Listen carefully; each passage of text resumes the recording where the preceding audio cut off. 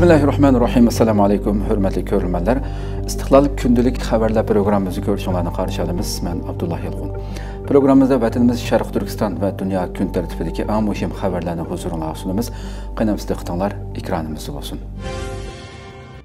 Sharq Turkiston tashkilotlari rahbarlari Istanbulda jam bo'ldi.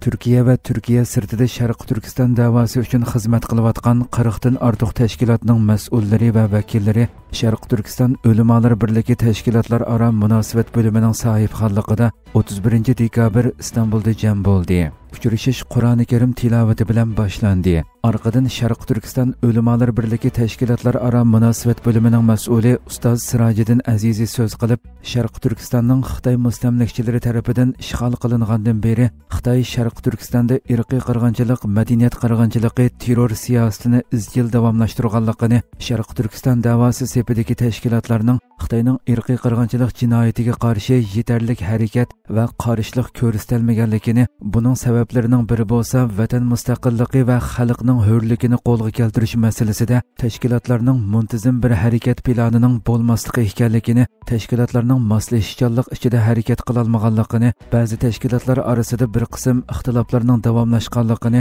bu ahvollar nishonga qarab ilgirlashdan to'sib qo'yganligini bildirdi. U so'zining oxirida yana bugünkidek uchrashish va suhbatni davomlashtirish orqali o'zaro ixtilofni tugatib, o'rtaq nishon uchun hamkorlashib harakat qilish, birligimiz va o'zaro ittifoqligimizni qo'lga keltirishda to'limi muhim deganlarni ta'kidladi. Yig'ilishda har qaysi tashkilot mas'ullari o'zlarining fikrlarini bayon qilishdi. Sharq Turkiston Ulamolar birligi raisi dotsent doktor Olimjon Bug'do so'z qilib, oldi bilan tashkilot mas'ullari va jamoat arboblarining Ulamolar birligining taklifini qabul qilib, qadam tashrif qilganligiga rahmat aytdi. Arqadan Suriyadagi diktator Asad rejimining og'dirilishida Uyg'ur qarindoshlarining Suriya xalqining yenida turib cho'ng g'alabalarni qo'lga keltirganligidan, shundaqli Suriya vaqtli hukumati tomonidan Uyg'ur qo'mondonlarining mudofaa ministrligida yuqori darajalik vazifaga tayinlanganligidan barliq Sharq Turkiston xalqining xushal bo'lganligini bildirdi va bu g'alabani alohida tabriklaydiganligini, Uyg'ur xalqining nurg'unlagan xalqlarning zulmdan qutulishi uchun yordam qilganligini va bu qatimqi navbatning Sharq Turkiston xalqining Xitoy ishg'oliyatidan qutulishi bo'lishini umid qilganligini ta'kidladi. Tashkilot rahbarlarining uchrashishi samimiy va do'stona kayfiyat ichida o'tgan bo'lib, tashkilot mas'ullari o'zlarining Sharq Turkiston milliy mustaqillik da'vosini qanday qilib g'alabaga erishtirish mumkinchiligi va xalqarodagi muhim o'zgarishlar to'g'risida o'zaro fikr almashtirdi. Oxirida tashkilot mas'ullari bu uchrashishni davom qilishning zarurligini, Xitoyga qarshi namoyish qilish, Hayit bayram, milliy mustaqillik kunlarini birlashib o'tkazishning muhimligini ta'kidlashdi. Xitoy mollari cheklamadan agib o'tib Amerikaga eksport qilinmoqda. Amerika hukumatining qo'shimcha tamojna beji siyosati Xitoyga zo'r besim tushirgan bo'lsa-mu, Xitoy mollari turli yo'llar orqali bu siyosatdan agib o'tib Amerikaga eksport qilinmoqda ekan.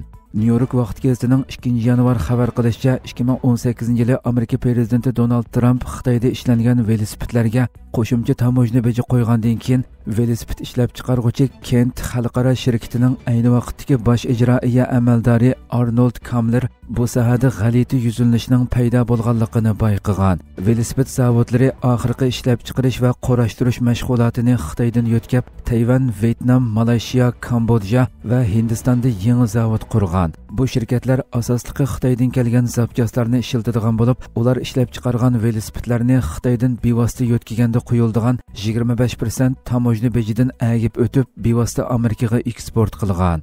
Arnold Kamler bu haqda bu tamojna bejining ro'shan ta'siri shuki, Xitoy shirkatlari boshqa davlatlarda Xitoy zavodlarini qurib chiqdi degan. Uning aytishicha, bu zavodlarni boshqa davlatlarga yo'tkash masalasi shirkat va iste'molchilarga nisbatan tannarxni texmo oshirgan, ammo Amerikaning yosimichilik miqdorini ko'paytmagan.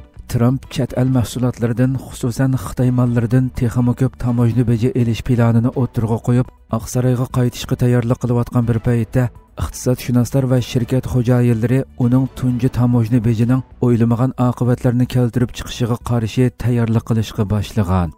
Bildirilishicha, 2018-yildan boshlab Trump Xitoyning necha 100 milliard dollar qimmatidagi quyosh energiyalik batareya taxtasi, kiralg'u, metal va boshqa mahsulotlarga qo'shimcha tamojna beji qo'ygan. uning hukumati bu tadbirlarning shirkatlarni Amerikada zavod qurishga majburlaydiganligini ilgari surgan.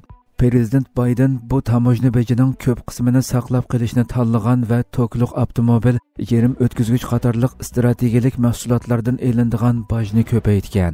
Nurg'un kasblarga nisbatan tamojna beji yer shari yasamachiligining qayta tashkillanishini ilgari surib, Amerikaning ishlab chiqarish kuchini kuchaytirish yoki Xitoy shirkatlari bilan bo'lgan aloqani azaytishda hech qanday roli bo'lmagan. Shirkatlar zavodlarni Osiyo yoki Latin Amerikasidagi ish haqqi arzon davlatlarga yo'tkigan. Buningga ergashib, Amerikaning bu davlatlardan import qilishi shiddat bilan oshgan.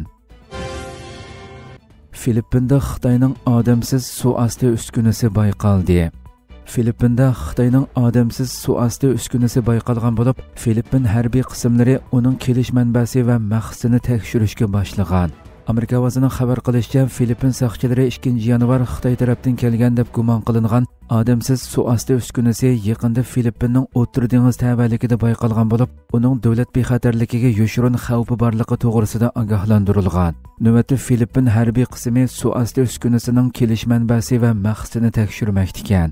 Saqchilarning doklatiga qaraganda 3 baliqchi 30 dekabr Masbati o'lkasidagi San Pascual dengiz qirg'og'idan taxminan 9 kilometr yiroqlikda baliq tutayotganda mazkur suv osti uskunasini bayqagan bo'lib, keyin uni saqchiga topshirib bergan. Fransiya agentligining xabariga asoslanganda HY119 belgisi qo'yilgan seriq rangli suv osti uskunasi dengizda laylab turgan bo'lib, uning uzunligi taxminan 2 metr keladi ekan. Tashqi shakli torpedaga o'xshab ketadi ekan. Ko'p yillardan buyon Filippin bilan Xitoy Janubiy dengizdagi dengiz okean huquq manfaati va Aral xadotashlarining egilik huquqi masalasida talash-tartish qilib kelgan bo'lib, nurg'un to'qinishlarga sabab bo'lgan. Xitoy Janubiy dengizining butun tavalligida tugidak egilik huquqi borligini da'vo qilmoqda va boshqa davlatlarning bu haqdagi tashabbusini rad qilib kelmoqda. Xitoy Amerika mudofaa sanoati shirkatlariga jazo yurgizdi. Xitoy Amerikaning 28 davlat mudofaa sanoati shirkatiga harbiy va ma'muriy sohalarda ishlatiladigan mahsulotlarni eksport qilishni chekladi. Xitoy Savdo ministrligi bayonot e'lon qilib, Xitoy shirkatlarining davlat bexatarligini qo'g'dash va qurollarning kengayishining oldini olishdagi xalqaro majburiyatini ado qilish uchun bu shirkatlarga mahsulot eksport qilishi cheklanganligini da'vo qilgan. Xitoy 10 Amerika shirkatining Tayvanga qurol-yarog' setib berganligi uchun ishonchsiz mulk tizimligiga kirgizilganligini e'lon qilgan. Hammibab Dynamics, Boeing mudofaa shirkati, Space and bexatarlik shirkati, Lockheed Martin va Raytheon Missiles and mudofaa shirkati qatorliq mudofaa shirkatlariga mahsulot eksport qilish cheklangan bo'lib, Lockheed Martinning 5, Hammibab Dynamicsning 3, Raytheonning 1 shirkati bilan Hammibab Dynamics va Raytheonning birdan sheriki ishonchsiz mulk tizimligiga kirgizilgan. Xitoy rejimi oldingi qatim, ya'ni 12-oyning 24-kuni Amerikaning Tayvanga qurol setishini murassa qilganligi uchun Amerikaning 13 davlat mudofaa sanoati shirkati va 6 boshqaruvchiga jazo yurgizilganligini e'lon qilgan edi. Hurmatli ko'ruvchilar, shunday qilib bugungi xabarlarimiz mush yerda oxirlashdi. Inshaalloh atiki programmamizda ko'rishguncha omon bo'lg'aysizlar. Assalomu alaykum va rahmatulloh.